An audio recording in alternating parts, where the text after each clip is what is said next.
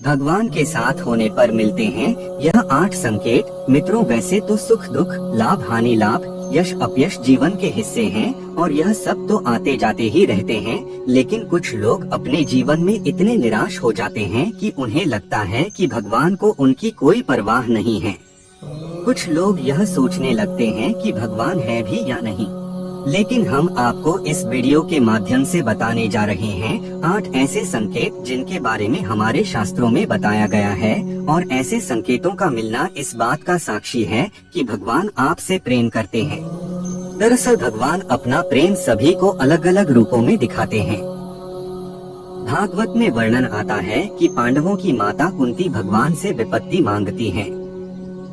कुंती महारानी कहती हैं कि जब जब हम पर विपत्ति आई तब तक आप हमें बचाने के लिए उपस्थित थे, लेकिन जब आपने हमें हमारा राज्य वापस जितवा दिया तो आप द्वारका जा रहे हैं। इससे अच्छा तो विपत्ति ही हमें दीजिए ताकि आपका साथ हमें प्राप्त होता रहे।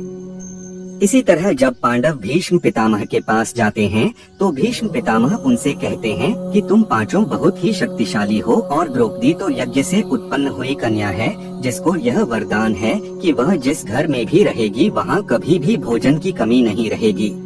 फिर भी तुम लोगों को इतना दुख देखने को मिला, तुम्हारा राज्य छीन लिया गया और तुम्हें अन्याय से वन में भेज दिया गया। तुम्हें जलाकर मारने की कोशिश की गई और क्या क्या षड्यंत्र तुम्हारे साथ नहीं किया गया। भगवान की लीला भगवान ही जाने, ना जाने भगवान अपना प्रेम किसको किस रूप में दिखाते हैं। भगवान किसी को सुख देते हैं तो किसी को दुख देते हैं, लेकिन कुछ भगवान के भक्त यह नहीं समझ पाते कि दुख भी भगवान की ही देन है और वह निराश हो जाते हैं। उन्हें यह शंका होने लगती है कि क्या भगवान को उनकी परवाह है। इस दुविधा को दूर करने के लिए हम शास्त्रों में वर्णित 8 ऐसे संकेतों के बारे में बताने जा रहे हैं जो यह बतलाते हैं कि भगवान आपसे प्रेम करते हैं। पहला संकेत है कि अगर ईश्वर आपसे प्रेम करते हैं तो आप जो कुछ भी करेंगे उसमें विफलता मिलेगी। जी हाँ, आपको यह सुनकर अजीब जरूर लगेगा, लेकिन भगवान का साथ जिनको मिलता है उन्हें विफलता जरूर मिलती है। आप बहुत मेहनत करेंगे, आप अच्छाई की राह पर चलेंगे, फिर भी आपको विफलता ही मिलेगी, और यह संकेत है कि भगवान आपसे प्रेम करते हैं। आपको विफलता तब तक देखने को मिलेगी जब तक आप जीवन के सही उद्देश्य को समझ नहीं जाते।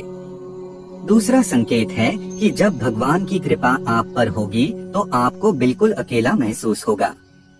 आपके सामने ऐसी स्थिति आएगी जहां आपको समझ में नहीं आ रहा होगा कि आगे क्या करना चाहिए।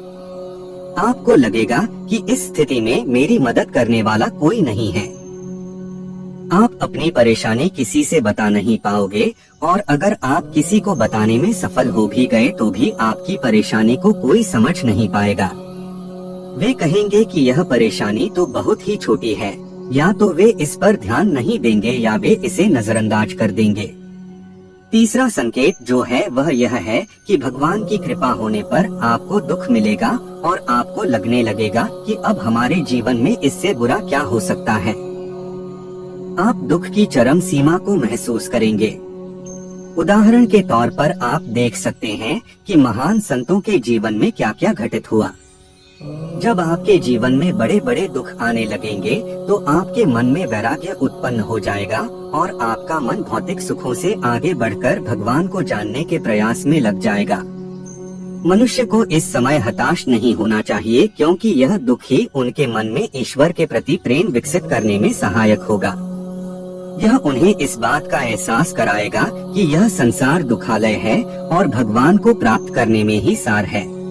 चौथा संकेत है कि भगवान की कृपा होने पर आपकी सारी उम्मीदें टूट जाएंगी, और ऐसा होने पर आपके अंदर एक नई ही खोज शुरू होगी।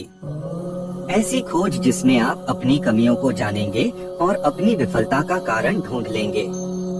आप खुद से सवाल करना शुरू कर देंगे और यही सवाल आपको अपने आप से जुड़ने में मदद करेंगे। यह जुड़ाव ही आपके जीवन में एक नया बदलाव लाता है। भगवान अगर आपके साथ हैं, तो आपके चरित्र में बदलाव होने लगता है।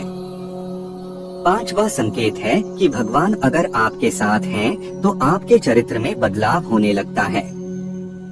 जब आप खुद से जुड़ते हैं और अपनी खामियों को जानते हैं तो आप इनमें सुधार करने का भी प्रयास करते हैं। इससे आप अपने आप को बदलने की प्रक्रिया शुरू कर देते हैं। आप पहले से अधिक शांत और स्थिर हो जाते हैं।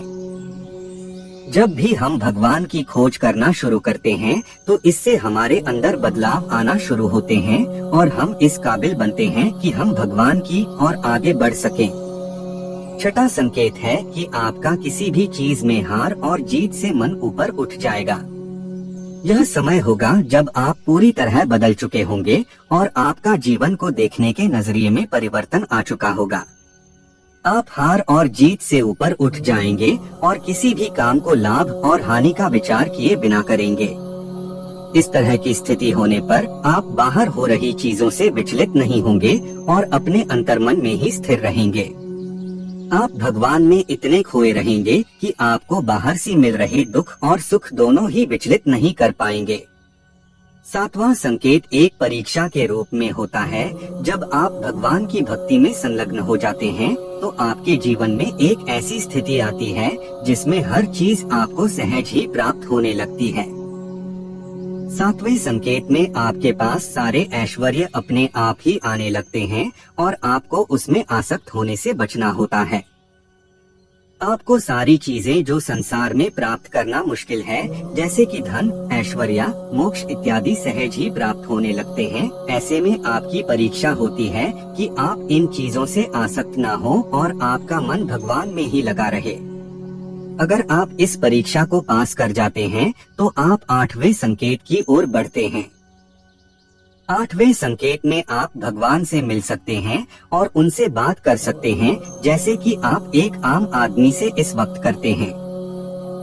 इस संकेत के मिलने के बाद आपके मन में जरा भी संशय नहीं रह जाएगा कि भगवान आपके साथ हैं या नहीं, क्योंकि आप हर समय भगवान के साथ रहेंगे।